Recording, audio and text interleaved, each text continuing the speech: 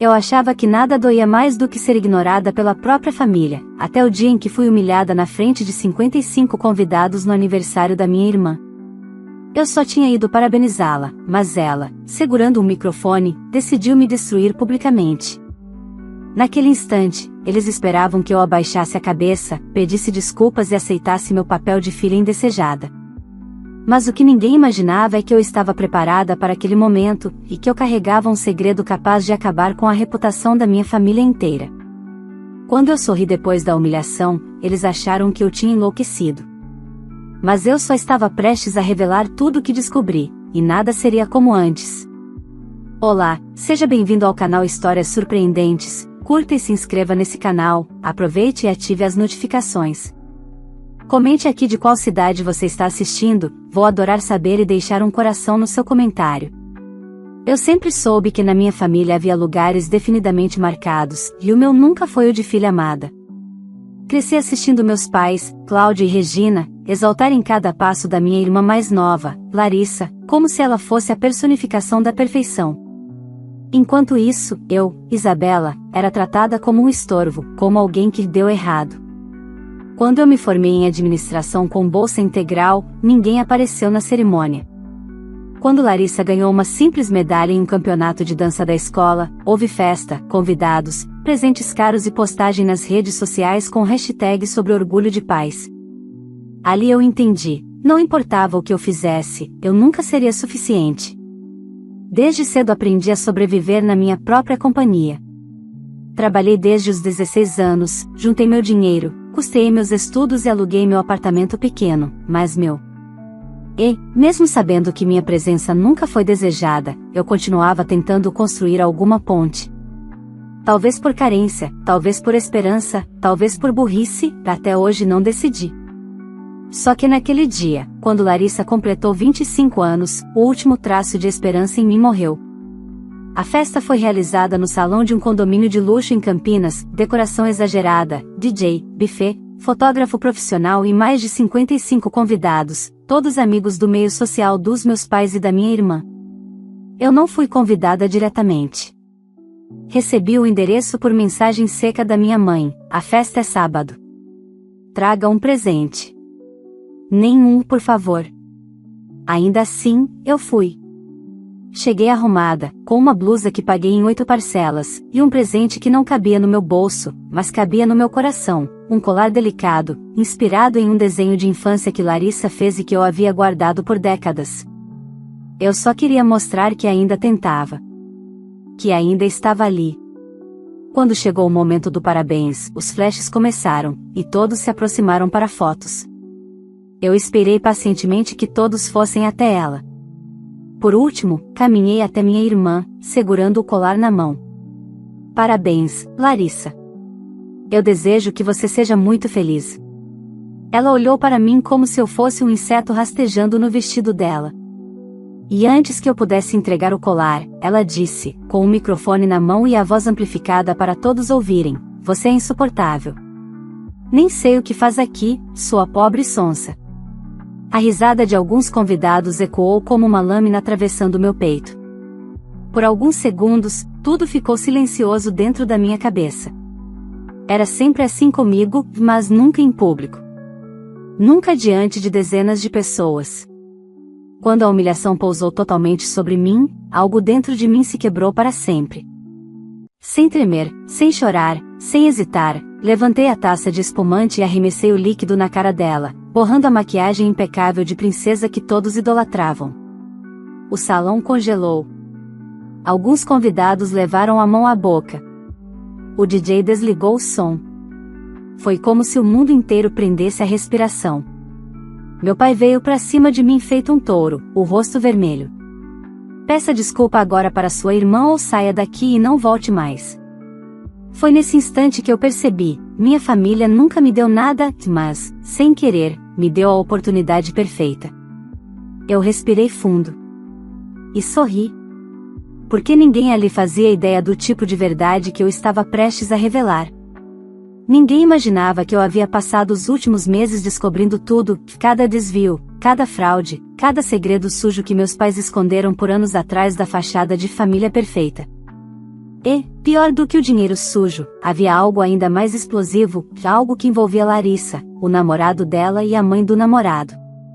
Naquele momento, diante dos 55 convidados que testemunharam minha humilhação, eu percebi que eles se esqueceram de um detalhe essencial. Pessoas quietas podem falar, mas quando falam, é para acabar com tudo. E eu estava pronta para isso.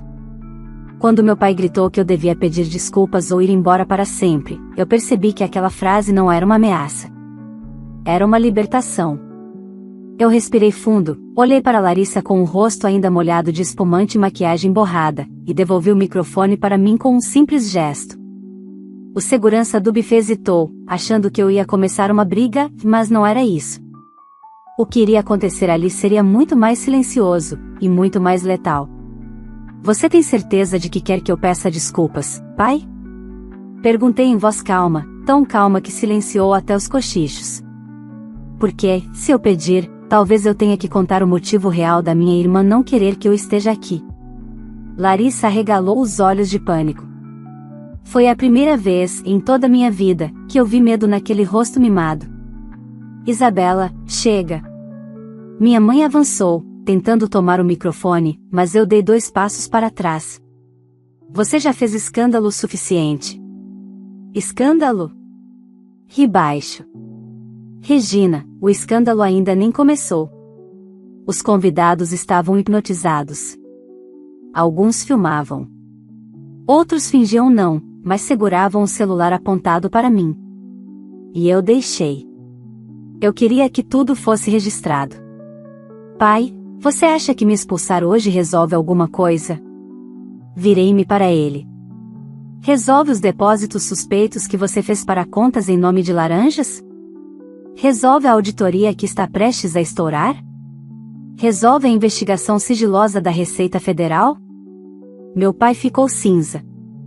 Ele tentou manter a postura, como sempre fez, a postura de empresário respeitado da cidade, mas sua respiração entregou o pânico. Você está delirando, ele tentou argumentar.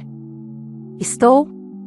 Então por que, na semana passada, você abriu uma conta no Paraguai em nome da empresa de fachada da mãe da Giovana? O salão inteiro se virou para Larissa. Porque Giovana era a mãe do namorado da Larissa. A mulher que estava ali também, arrumada, poderosa, e que naquele exato momento empalideceu. Isabela, para. Agora. Larissa rosnou, a voz trêmula. Você está destruindo a festa do meu aniversário. Não, querida. Você destruiu sua própria vida quando decidiu encobrir o adultério do papai. Houve gritos. Literalmente. A mãe do namorado de Larissa deixou cair a taça no chão. O namorado, Lucas, olhava para a mãe e para Larissa tentando entender.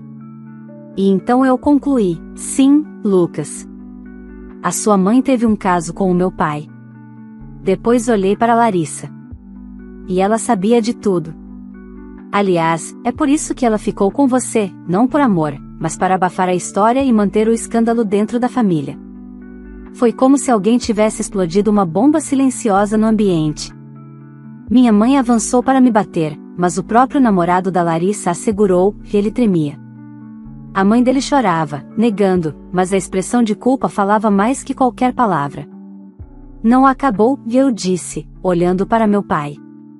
Porque enquanto Larissa fingia relacionamento por conveniência e você traía sua esposa com a mãe do namorado dela, vocês movimentavam dinheiro sujo juntos. Lavagem, fraude, superfaturamento, tudo documentado. Meu pai tentou me calar, isso não vai a lugar nenhum. Você não tem prova. Eu sorri com calma. Tenho, sim.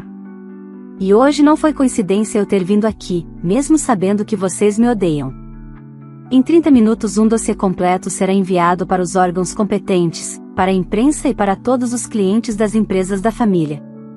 O caos virou concreto.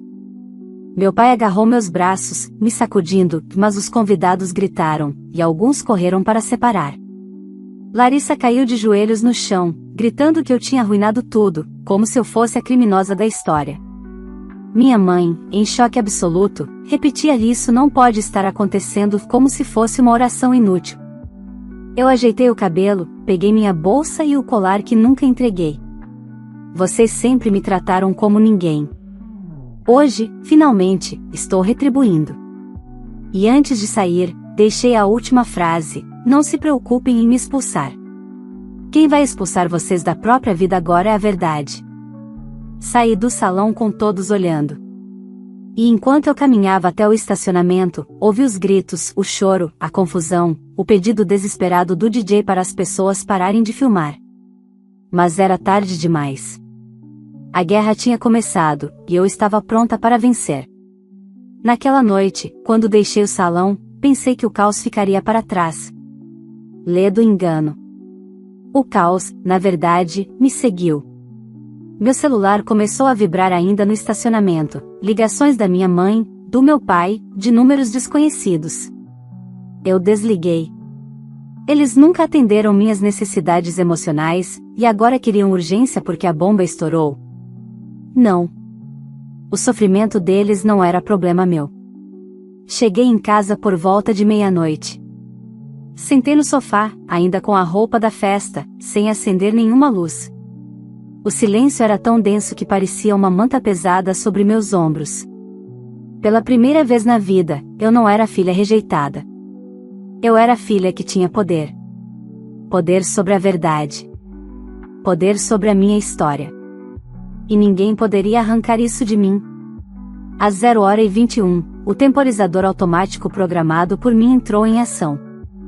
O dossiê, planilhas, extratos, áudios e prints de conversas comprometedoras foi enviado para todos os contatos da lista, incluindo jornalistas, clientes das empresas, investidores e membros do conselho. Eu recebia as notificações de entrega e visualização uma por uma. Sem arrependimento. Sem medo. Às 0h46, tocaram violentamente o interfone do meu prédio. Eu olhei pela câmera, meu pai, transtornado, acompanhado da minha mãe, que chorava como se tivesse perdido alguém. Ele gritava para o porteiro abrir. Ordenava. Exigia. Mandava. Como sempre fez a vida inteira. O porteiro não abriu. Regras eram regras. Nenhum morador podia autorizar a entrada após as 22 horas. Meu pai ligou para meu celular sem parar. Eu deixei tocando. Eles bateram a porta do condomínio por cerca de 10 minutos até desistirem. Naquele momento, eu senti algo que nunca pensei que sentiria: paz. Na manhã seguinte, a queda começou. A primeira notificação foi sobre uma matéria em um portal nacional: empresário de Campinas é investigado por fraude e lavagem de dinheiro. A segunda falava sobre contratos públicos superfaturados. A terceira sobre abre alas com recursos ilícitos para empresas da família. E cada uma das matérias continha provas, todas vindas daquele dossiê que eu passei meses preparando. Eles ainda tentaram alegar que eram documentos falsos, mas os dados eram sólidos demais. Nenhum advogado conseguiria apagar algo tão bem documentado. Às 10h34, recebi a mensagem mais inesperada: Lucas, o namorado da Larissa. Eu não sei como agradecer. Minha família estava vivendo uma mentira. Eu estou com nojo da minha mãe, e da Larissa também. Eu não respondi.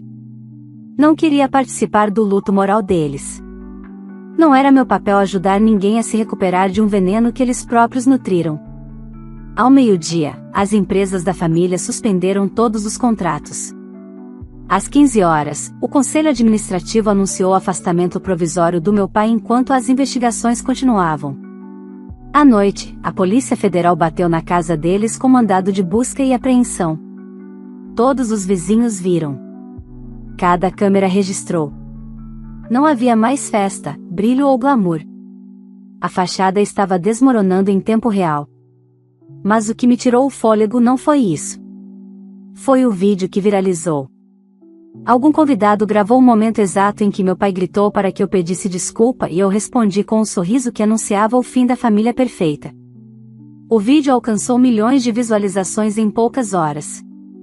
Os comentários eram uma mistura de choque e apoio: essa irmã merece o mundo. Finalmente alguém desmascara a família tóxica. A mimada colheu o que plantou. Eu não precisava da validação de desconhecidos, mas foi impossível não sentir certa justiça poética. Às 19 horas, meu pai tentou marcar uma reunião urgente comigo, para conversar como adultos. Minha mãe enviou áudios longos chorando, pedindo que eu pensasse na família. Larissa não mandou nada, mas postou um story dizendo que eu arruinei a vida dela por inveja. As curtidas sumiam enquanto eu assistia em silêncio. Não respondi ninguém. Não senti culpa. Não senti remorso. Não senti saudade. Senti liberdade. Quando a noite finalmente chegou, eu saí para comer um hambúrguer sozinha, com meu cabelo preso do jeito mais despretensioso possível, sem maquiagem, sem saltos, sem roteiro social. Pedi meu lanche preferido e comi devagar, como se saboreasse cada parte da nova vida que eu tinha acabado de conquistar. Mas eu sabia de uma coisa: queda profissional e financeira é apenas o começo. Famílias como a minha não caem sem tentar arrastar alguém junto. E eu tinha plena consciência de que eles não aceitariam ser derrotados por mim com facilidade. Quando cheguei em casa, havia um envelope na porta, sem remetente. Dentro tinha apenas uma frase escrita à mão: "Você acha que já ganhou, mas ainda nem começou." Eu encarei aquilo sem piscar. Então era assim. Eles queriam guerra? Guerra seria. O bilhete deixado na minha porta naquela noite não me tirou o sono, pelo contrário, me manteve desperta em um estado de alerta silencioso. Pela primeira vez na vida, eu não estava com medo da minha família. Eu estava observando. E quando você observa quem sempre acreditou que tinha o controle, você entende cada movimento antes que ele aconteça. Na manhã seguinte, a retaliação começou. Primeiro, meu chefe foi chamado para uma reunião inesperada com um cliente novo. Uma hora depois, ele me chamou à sala dele com um olhar desconfortável. Disse que havia recebido informações preocupantes sobre mim, envolvendo supostas fraudes e desvio de dinheiro. Eu sorri. Era patético. Usaram exatamente a arma que os derrubou para tentar me destruir. Meu chefe, porém, não era estúpido. Eu sempre tive uma conduta impecável. Não fui demitida, mas entendi o recado: não era mais seguro ligar minha carreira àquele lugar. Aquela empresa era pequena demais para caber à sombra de um escândalo familiar tão grande. À tarde, minha mãe apareceu no meu prédio. Não no interfone, mas no estacionamento, porque, claro, ela arranjou um jeito de entrar. Estava pálida, com olheiras profundas e um coque mal feito que contradizia seu eterno padrão de perfeição. Quando me viu, correu até mim com uma expressão que misturava pânico e súplica. "Isabela, pare com isso. Você não tem ideia do que está fazendo." "Tenho, sim", respondi sem emoção. Ela agarrou meus braços com força, os dedos tremendo. "Seu pai está sendo massacrado. A PF levou computadores, documentos, celulares. A imprensa está invadindo nossa rua. Você quer ver sua família destruída? É isso?" Eu a olhei fixamente. "Vocês fizeram isso." Eu apenas tirei a lona de cima. Minha mãe chorou com um desespero teatral que já não me atingia mais. E então ela deu o golpe final, ou achou que daria. Você sabe que não passa de uma invejosa. Sempre quis ser a Larissa. Com todos os seus diplomas e empregos, ainda assim não conseguiu ser nada. Eu respirei fundo. A vida inteira eu ouvi algo parecido. Mas ali, com tudo desmoronando para ela, soou diferente, soou desesperado. "Regina", eu disse, retirando as mãos dela das minhas, "a diferença entre você e eu é simples. Você criou uma princesa mimada que nunca teve coragem de ser nada além de filha favorita. E eu me tornei quem sou apesar de vocês." Ela ficou estática. Aquela frase acertou onde doía. Eu segui caminhando para o elevador e apertei o botão. Mas antes da porta fechar, minha mãe falou algo que me fez congelar por um segundo: "Seu pai não vai perder tudo por sua causa. Ele vai lutar. E quando ele luta, ele ganha. Você não conhece o Cláudio." Ah, eu conhecia. O problema é que ele passava a vida acreditando que ninguém jamais ousaria enfrentá-lo. Nos dias seguintes, a escalada de retaliação virou rotina, fake news nas redes sociais dizendo que eu inventei tudo por problemas mentais. Perfis falsos tentando me difamar. Rumores de que eu era ciumenta, fracassada, desequilibrada. Mas nada disso neutralizou os fatos. As investigações continuavam. O patrimônio deles estava sendo rastreado. A queda financeira era inevitável. Foi então que Larissa me mandou mensagem pela primeira vez desde a festa: "Você destruiu minha vida. Lucas terminou comigo. Todos os meus amigos se afastaram. Quero te ver." Agora. Eu ri. Não havia uma gota de arrependimento, só desespero. Ignorei. À noite, alguém bateu na minha porta. Não com violência, com persistência. Quando olhei pelo visor, quase não reconheci minha irmã. Cabelo preso de qualquer jeito, maquiagem borrada, vestido amarrotado. Uma boneca quebrada. Abri a porta. Não por compaixão, mas porque eu queria olhar nos olhos dela. "O que você quer, Larissa?" Ela entrou sem convite, como sempre. "Você me odeia tanto assim?" Perguntou, com voz trêmula. "O que eu fiz para merecer isso?" A pergunta me atingiu como um soco, porque revelou tudo. Larissa realmente acreditava que eu era o problema. Ela não tinha consciência, nem vergonha, da vida que havia levado. "Você quer mesmo que eu responda?" Perguntei. Ela concordou, os olhos cheios d'água. "Você me humilhou desde criança. Você fez da minha dor um palco. Você se beneficiou do meu silêncio. Você sabia do caso do papai e da mãe do Lucas e mesmo assim continuou com ele para manter a imagem de princesa." Ela começou a chorar como uma criança repreendida. "Eu só fiz tudo o que queriam de mim", ela gritou. "Papai dizia que eu era o orgulho da família.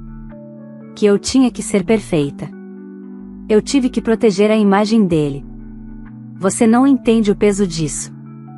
"Entendo, sim", respondi, fria. "Mas eu nunca pedi para você carregar nada.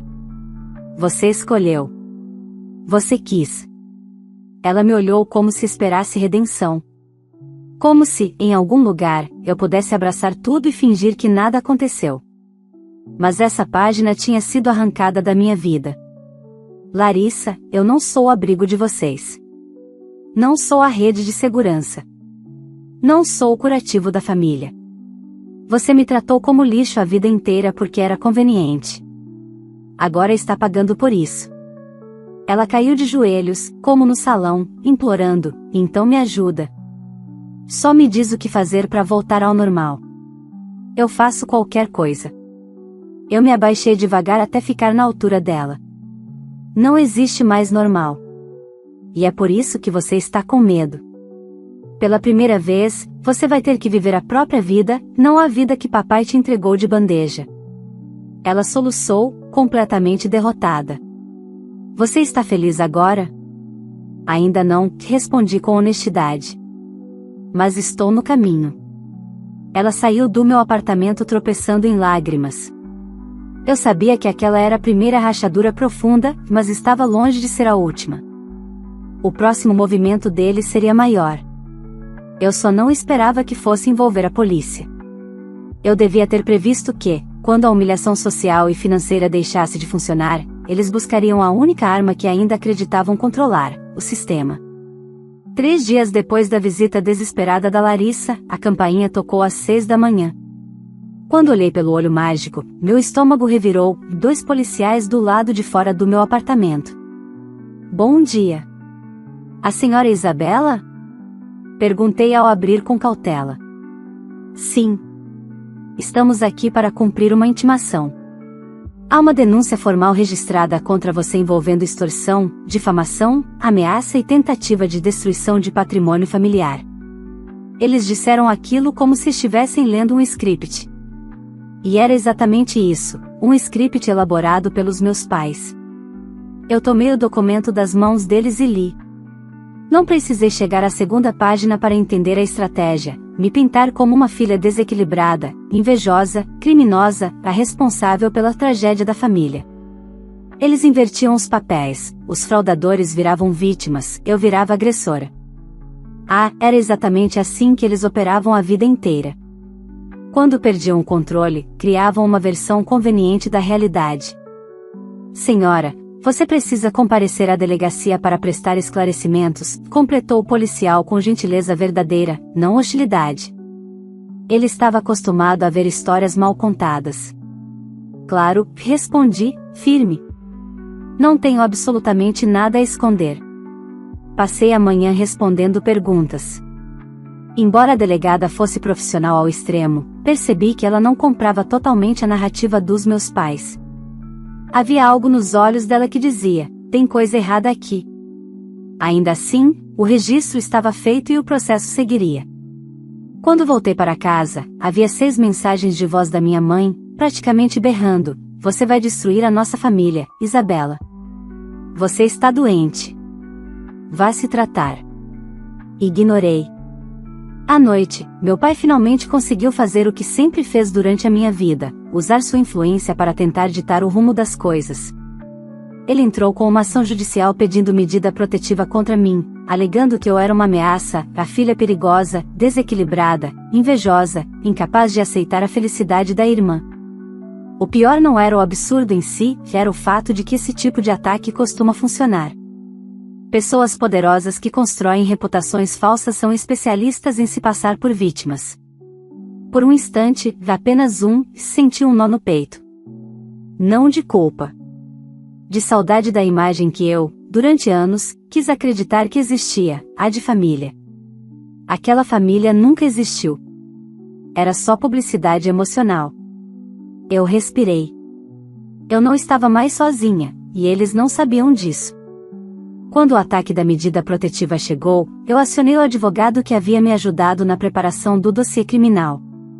Ele era discreto, brilhante e frio como pedra, o oposto da minha família.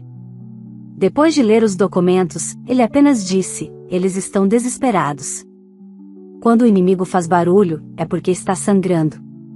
Na semana seguinte, o tabuleiro virou completamente. A Polícia Federal, a mesma que invadira a casa deles pela manhã, voltou, dessa vez com mandados de prisão temporária para meu pai e para um contador cúmplice. Minha mãe, que sempre viveu rodeada de renda francesa e joias, apareceu algemada em imagens que viralizaram, não porque estivesse envolvida diretamente nos crimes financeiros, mas porque ajudou a mascarar movimentações patrimoniais. Larissa assistiu a tudo. Ela estava ao fundo das filmagens, completamente transtornada, tentando impedir que os policiais entrassem, e falhando miseravelmente.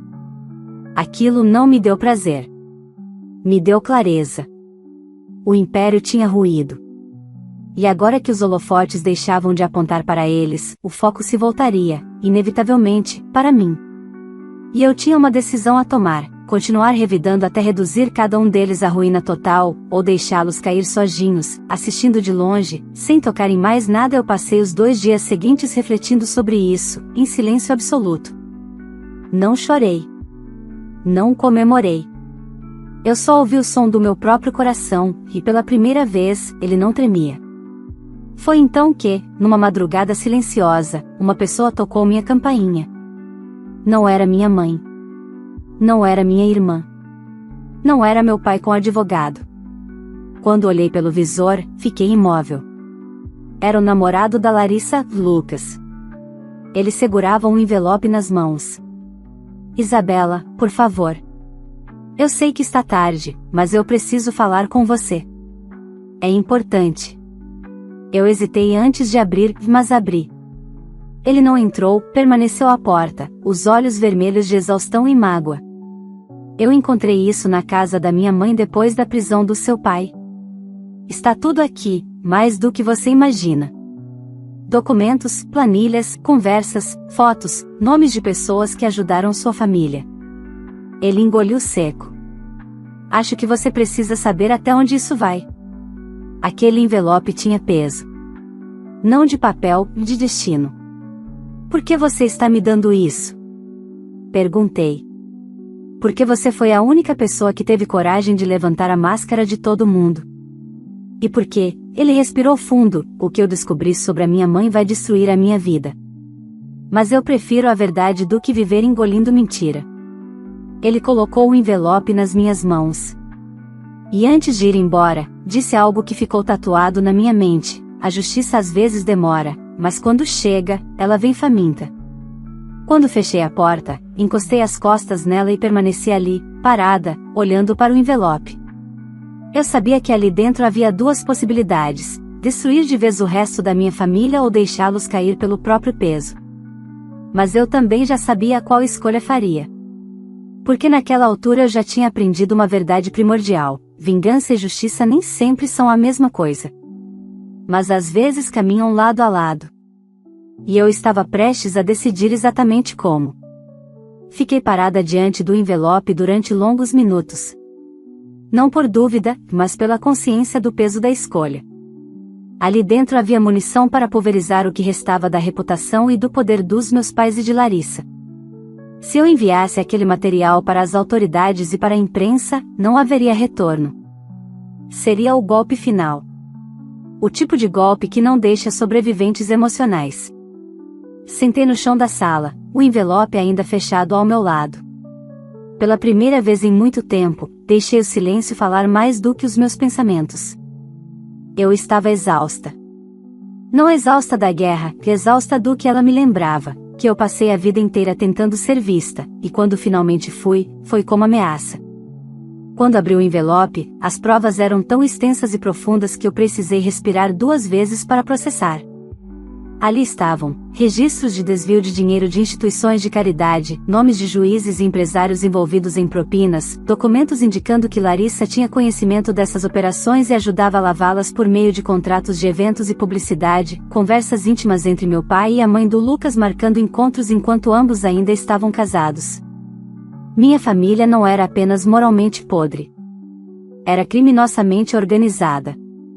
Naquela madrugada, fiquei acordada lendo até o sol nascer. No fim, não chorei, mas me senti como se tivesse enterrado um corpo, a última parte de mim que ainda acreditava que havia algo para salvar. Às 9 horas da manhã, recebi uma ligação inesperada. Era Larissa. Atendi. Você conseguiu o que queria.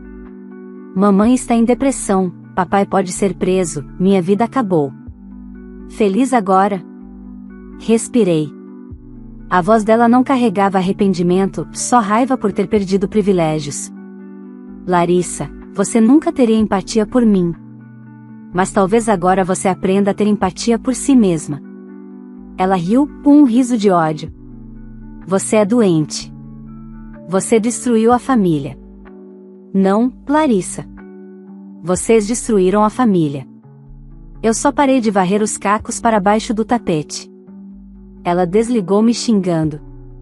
Eu poderia ter respondido com ódio. Mas tudo dentro de mim estava, cansado demais para ódio. O envelope continuava na mesa. Eu sabia o que fazer, mas não por vingança. Por justiça. E por amor, não amor por eles, mas amor por mim mesma. Pela primeira vez na vida. Às 11 horas, entrei em uma agência da Polícia Federal com um envelope nas mãos. O agente que me atendeu me perguntou se eu tinha certeza do que estava fazendo. Eu disse que sim. Não precisei de discurso emocional. Bastou a verdade. Depois de prestar depoimento, saí com a sensação estranha de leveza. Meu corpo ainda estava pesado, mas a minha alma finalmente respirava. Os dias seguintes tornaram as consequências inevitáveis. Meu pai foi indiciado formalmente por corrupção, lavagem de dinheiro e formação de quadrilha. Minha mãe virou investigada por conivência e ocultação de patrimônio. Larissa foi intimada como cúmplice administrativa por ter assinado contratos sabidamente fraudulentos. O país assistiu à queda deles, mas eu não. Não cliquei em matérias, não assisti entrevistas, não li comentários. O colapso da minha família não era mais minha responsabilidade. Era do destino que eles mesmos construíram. Quando tudo acalmou, ou pelo menos estabilizou, eu tomei minha decisão final: sumir do radar deles para sempre. Mandei ao meu advogado uma única instrução: nunca repassar meu endereço, telefone ou e-mail a ninguém da minha família. Ele concordou. Depois fiz minha mala. Não para fugir, mas para recomeçar. Não troquei de país nem entrei em nenhum paraíso cinematográfico. Apenas mudei de cidade, para um lugar onde ninguém sabia meu sobrenome e ninguém precisava saber. Aluguei um pequeno apartamento perto do mar. Comprei móveis usados. Pintei as paredes sozinha ouvindo música. Todas as noites saía para caminhar sem olhar para trás. Pela primeira vez, a palavra vida não parecia um fardo. Certo dia, enquanto tomava café na varanda, recebi um e-mail curto do Lucas, obrigada por ter mostrado quem eles eram. A verdade salva mais do que destrói. Eu li, sorri e deletei. Não porque doía, mas porque não me pertencia mais. Semanas depois, Larissa tentou me ligar. O nome dela apareceu na tela. Eu observei o celular vibrar até parar. Não bloqueei, simplesmente deixei passar. Porque bloquear ainda seria uma reação. E eu não tinha mais nenhuma reação para eles. Meu pai continua preso aguardando julgamento. Minha mãe está em casa, cuidando da própria ruína emocional. Larissa tenta reconstruir sua imagem nas redes sociais, mas o país inteiro se lembra do vídeo. Eu estou bem. Não porque vença uma guerra, mas porque parei de lutar por um lugar em uma mesa onde nunca fui bem-vinda.